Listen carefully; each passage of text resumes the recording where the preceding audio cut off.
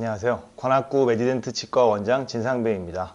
오늘 숨어있는 턱관절 환자 찾기라는 주제로 여러분들 앞에 강의를 드리려고 하는데요. 생각보다 굉장히 턱관절 환자가 많고 또 우리 치과 원장님들이 봐주셔야 합니다. 그래서 오늘 이 주제로 강연을 드리는 것이 원장님들의 턱관절 진료에 많은 도움이 되었으면 하는 바람입니다. 네, 우선 제 치과부터 먼저 소개를 한번 해드려 보겠습니다. 저희 치과는 일반적인 치과와는 다소 다른 그런 특이한 형태의 운영을 하고 있는데요. 보시다시피 대부분의 치과에서 이런 파노라마 사진 촬영을 하시고 판독을 하실 것입니다.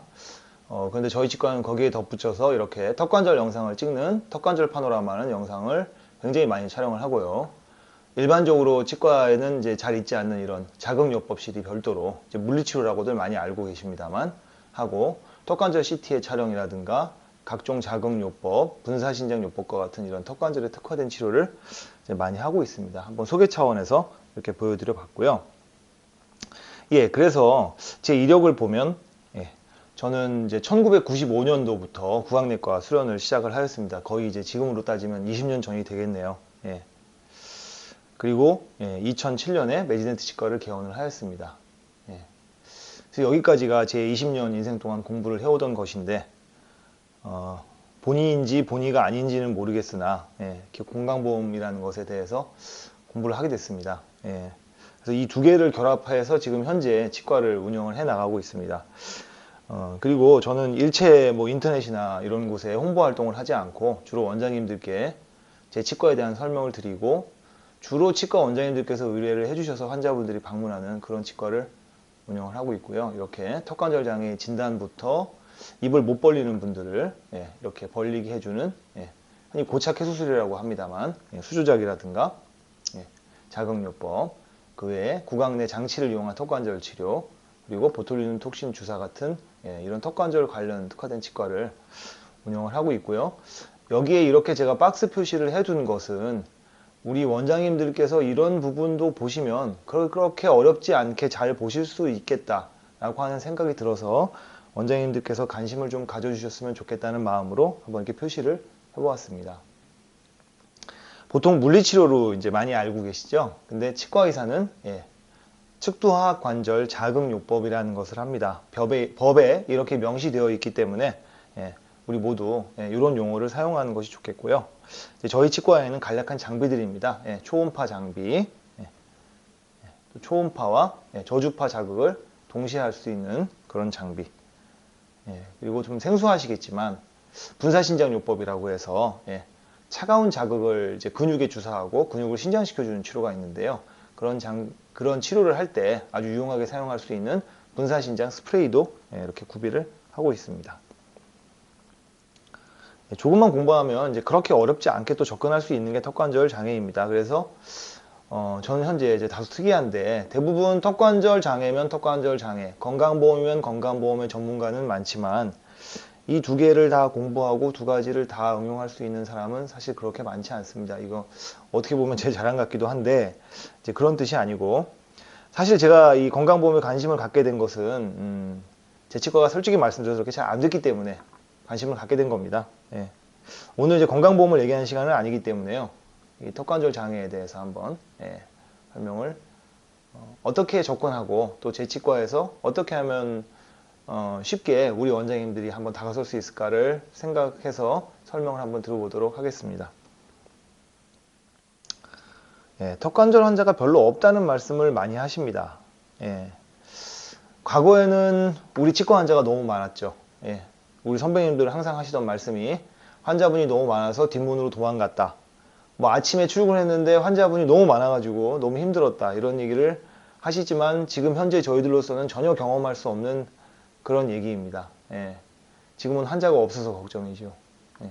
그래서 다양한 분야를 주목하게 되는데 그 중에 한 분야가 바로 이 턱관절 분야가 되겠습니다. 그래서 우리 원장님들께서는 환자가 없다고 얘기하시는데 사실은 환자가 굉장히 많습니다. 예전에 이 솔버그라는 분이 캘리포니아 대학의 솔버그라는 분이 1979년도에 최초로 유병률 조사를 하였는데 그때 치료를 해야 되는 대상이 26%나 나왔었어요. 근데 지금 현재 이제 이거는 너무 좀 많이 평가되었다고 여겨지고 지금 현재로서는 최소로 잡아도 전 인구의 5%는 치료가 필요한 턱관절 환자라고 보고 있습니다. 그걸 제가 우리나라 인구 대비 한 치과당으로 계산을 했더니 200명이 나왔습니다. 다시 말하면 원장님 치과 한 치과당 턱관절 환자를 200명씩 지금 보고 있어야 되는데 현실적으로는 그러지가 못하시다는 말이죠. 제가 볼 때는 관심이 별로 없으십니다. 그리고 턱관절 환자를 너무 어렵게 생각하세요. 그런데 우리가 임플란트 하나를 하려고 해도 수술 키트를 사야 하고 CT를 사야 하고 뭐 여러 가지 장비를 사야 되죠. 상악동 거상술 또 다른 수술 장비 사야 되고요. 턱관절 치료만큼 별도의 장비가 필요 없는 치료도 없습니다. 그뿐입니까? 우리 학문적인 영역이 치아와 구강을 넘어서 더 확대될 수 있는 계기가 되고 저에게 많이 의뢰되는 환자분들이 대부분 의료 분쟁이 일어나는 환자분들입니다. 치과 치료 후에 입이 안 벌어진다. 임플란트를 심었는데 그 위에 턱이 너무 아프다. 그런 문제를 스스로 예방하고 해결할 수 있는 계기가 되겠습니다. 그러면 왜 턱관절 환자는 그럼 그 많다고 그러는데 다 어디 갔느냐? 일단 국민들이 치과에서 이 영상은 제가 지금 보여드리기에는 시간이 좀 없을 것 같긴 한데 대한치과의사협회에서 내시경을 정기적으로 받으라는 얘기죠. 그렇습니다. 이 치과에서 턱관절 치료를 받아야 된다. 이런 인식 자체가 아직도 좀 희박합니다. 그런데 턱관절 장애라는 것 자체가 교합과 즉 윗니와 아랫니가 물리는 관계와는 뗄래야 뗄 수 없는 관계이기 때문에 이 턱관절 장애는 치과 의사가 꼭 봐야 한다는 이런 관념들을 원장님들 스스로 가지고 계시는 것이 무엇보다도 정말 중요하다고 생각합니다. 자, 다른 예를 제가 한번 볼까요? 우리나라의 갑상선 암 발병률이 세계 1위입니다. 너무너무 많아요. 주변에 갑상선 암 환자가. 일본 대비, 자, 우리나라 보면은 일본 대비 뭐 거의 10배 이상 많습니다. 갑상선 암 발병률이. 그럼 이게 왜 이렇게 많은 것이냐? 여기 보세요, 여기. 여기 보십시오. 발병 추이를 보십시오. 1999년 대비 뭐 어마어마하게 올라가고 있죠. 연간 23.7%가 증가하고 있다고 합니다. 이걸 보다 못한 미국의 의학대 교수님이 뉴욕타임즈에 기고를 합니다. 한국에서 갑상선암이 대유행하고 있다. 이유가 뭐냐? 너무 진단기술이 발달했다는 거예요. 1cm 이하의 작은 암까지 진단하는 게 더 문제라는 겁니다. 그래서 제가 생각을 해봤습니다. 이거 언제부터 이렇게 됐냐? 공교롭게도 1999년부터 전국민 건강보험이 되고 건강검진이 이루어졌습니다. 갑상선암은 이때 같이 합니다. 검사를 대부분. 그러다 보니까 진단이 되는 것이지요. 갑상선암은 진단 능력이 과잉이 돼서 아주 작은 암까지 진단을 합니다. 우리 턱관절은 어떻게 하고 있나요? 한번 우리 원장님들과 제가 생각해 볼 문제가 아닌가 합니다. 관심이 없으면 진단이 되지 않습니다. 자, 오늘은 소개를 해드리는 시간이기 때문에 제가 3가지만 말씀을 드리고자 합니다. 자, 첫 번째, 원장님들 방사선 사진을 자세히 보십시오. 어마어마한 턱관절 환자들이 발견됩니다. 두 번째, 환자분이 하는 이야기를 잘 들어보세요.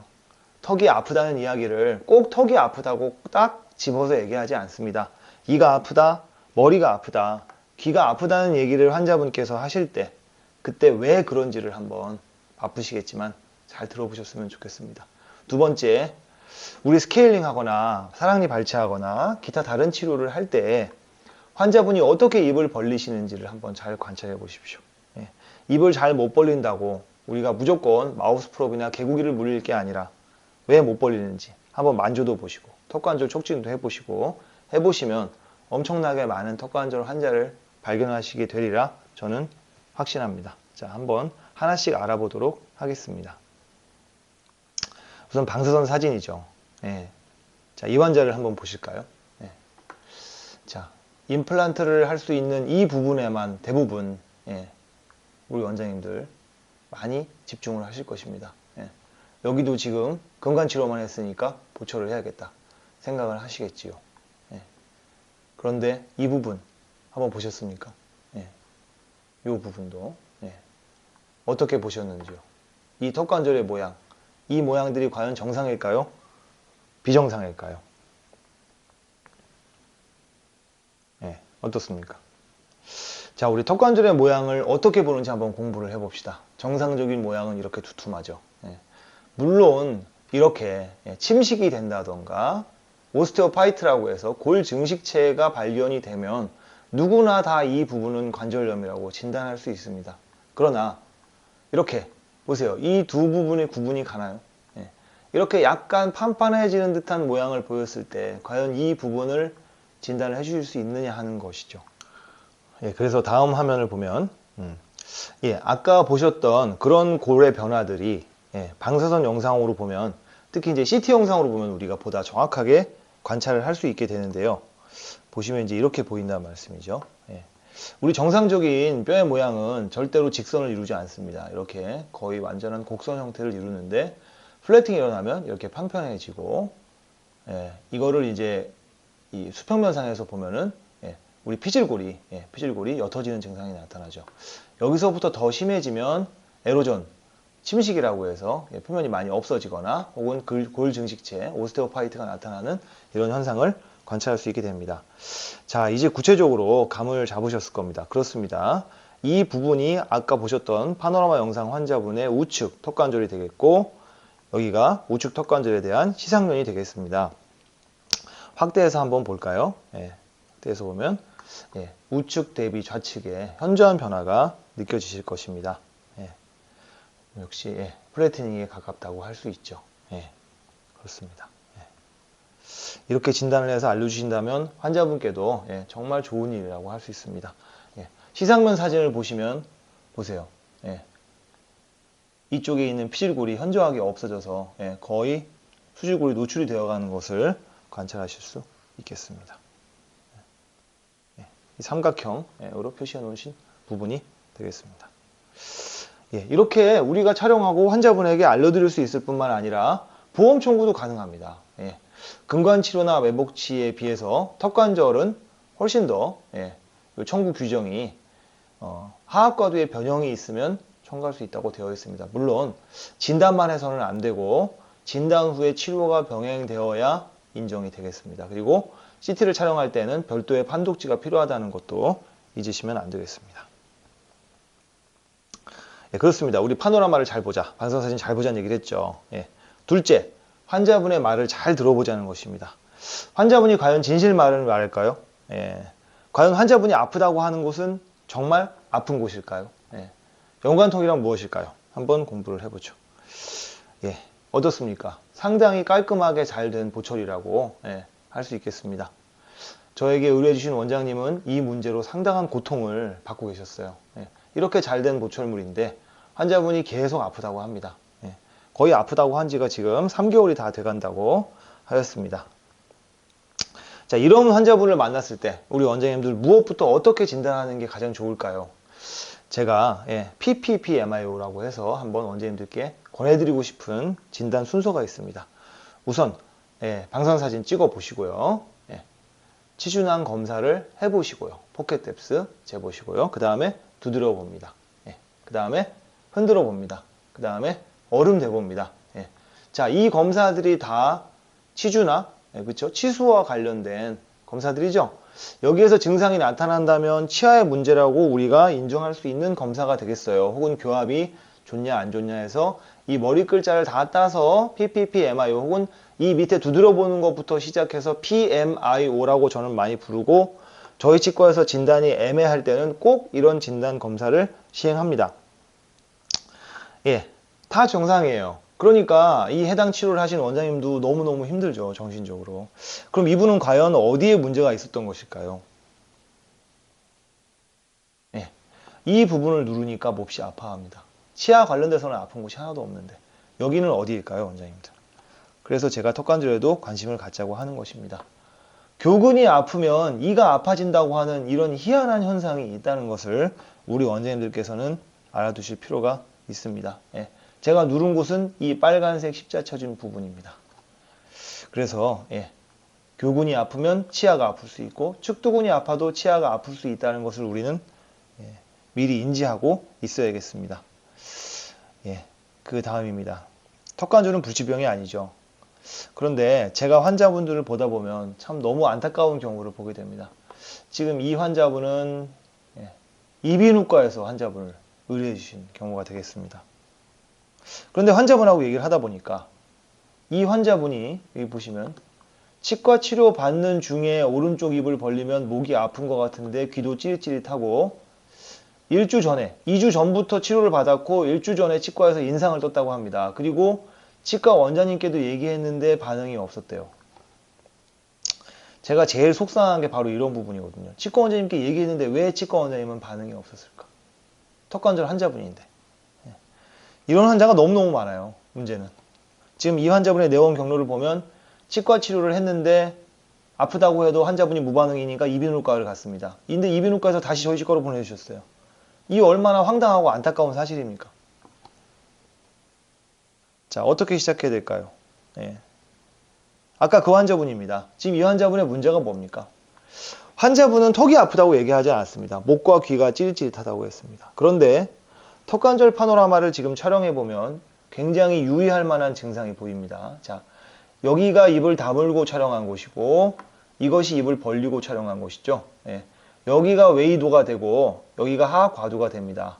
근데 자세히 보시면 우측의 입을 벌렸을 때 우측 웨이도와 하악과두가의 거리와 입을 벌렸을 때 좌측 웨이도와 하악과두의 거리가 굉장히 심한 차이가 나타납니다.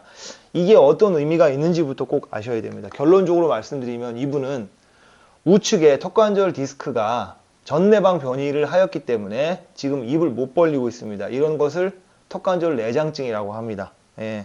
이런 부분이 전혀 이해가 안 가시면 처음부터 턱관절 공부를 좀 하셔야 됩니다. 설사 이게 이해가 안 간다고 하더라도 아까 이런 영상을 보고 이 환자의 턱관절이 이상이 있다는 것 정도는 우리 치과에서로서 누구나 다 이 정도는 진단을 할 수 있어야겠습니다. 이 환자가 이비인후과를 가서 치과에서 치료를 받았던 환자인데 이비인후과를 가서 다시 치과로 오는 이런 일은 없어야겠습니다. 그래서 이런 검사를 하게 되죠. 이런 분은 전형적으로 지금 아까 보면 오른쪽 입을 못 벌리기 때문에 입을 벌리면 오른쪽으로 틀어집니다. 그리고 정상 개구량은 45mm인데 이분은 입을 다 못 벌리죠. 결정적으로 입을 벌렸을 때 하악 전치부를 손가락으로 눌러보면 돌덩이를 만지는 것 같은 딱딱한 느낌이 들게 되고 아픕니다. 당연히 아픕니다. 아무리 벌려도 40mm 이상을 못 벌리는 거죠. 그리고 자세히 보시면 옆으로 틀어져 있습니다. 입을 이렇게 벌리게 됩니다. 그렇죠. 그래서 촉진을 하고 지금 뭐 양쪽이 다 아프고 여러 군데가 다 아프죠. 그래서 헷갈릴 수 있지만 문제는 이 오른쪽 턱관절 부분이 지금 통증 문제의 원인 부위라고 할 수 있겠습니다. 교합이 클래스 3이지만 이것 때문에 이 문제가 생기는 것은 아닙니다. 그래서 진단은 우측의 비종복성 관절 원판 변이, 내장증 중에 이렇게 진단이 되었습니다. 뭐 여러 가지 치료를 하게 되죠. 이거에 대해서 지금 뭐 다 설명드리면 시간이 없겠고, 고착 해소라고 해서 디스크를 맞춰줘야겠고, 교근이나 측두근이 너무 긴장돼 있으니까 보tuli눔 톡신 주사를 맞고 근육에 장치도 착용하고 이런 환자가 되겠습니다. 치료 동의서를 당연히 받아야겠고요. 여러 가지 동의서를 다 받는 게 좋겠습니다. 그래서 이렇게 장치를 착용을 하고 지금 제가 중간에 여러 가지 굉장히 많은 거를 스킵을 하고 있습니다. 사실은 오늘 시간적인 제약도 있고 아까 그 환자분이 입을 못 벌리는 과정부터 이 장치를 만드는 과정까지만 설명해도 사실 1시간이 걸립니다. 근데 이제 그걸 여기서 다 설명할 수는 없잖아요. 그건 원장님들께서 많이 궁금해 하시고 요청을 많이 하시면 이 부분에 대한 상세한 과정은 또 기회가 있으리라 생각을 합니다. 어쨌든 그리고 이렇게 근육에도 주사를 하게 되고요. 교근에 적용할 때 보통 50유닛짜리를 사용을 하고 그것을 양측에 25유닛씩 나눠서 교근에 주사를 하는데 저는 요즘에는 양측 교근에는 20유닛씩 주사를 하고 남은 10유닛으로 5유닛씩 나눠서 측두근에 주사하는 방법을 사용을 하고 있습니다. 이것도 지금 설명하기 시작하면 역시 이것만 가지고도 한 꼭지가 되기 때문에 대략 이러이러하다. 전체적인 큰 틀을 한번 봐주시는데 사용을 하시고요. 우리 원장님들을 위해서 제가 동영상을 준비를 했는데요. 되게 잘 될지 모르겠습니다만. 자, 아까 보셨지만 이렇게 스프레이와 냉각 스프레이와 보tuli눔 톡신 준비한 주사가 필요합니다. 주사 부위를 냉각을 시켜서 이건 분사신장과는 조금 다릅니다. 냉각을 시켜서 꽉 먹어요. 해봐봐. 꽉 먹어. 이렇게 주사를 하게 되는 것이죠. 교근에 보통 3군데 정도 주사를 하고요. 보시는지 모르겠지만 백액션을 해서 꼭 반드시 혈액이 나오는지 어스피레이션을 해보셔야 됩니다. 3군데 정도를.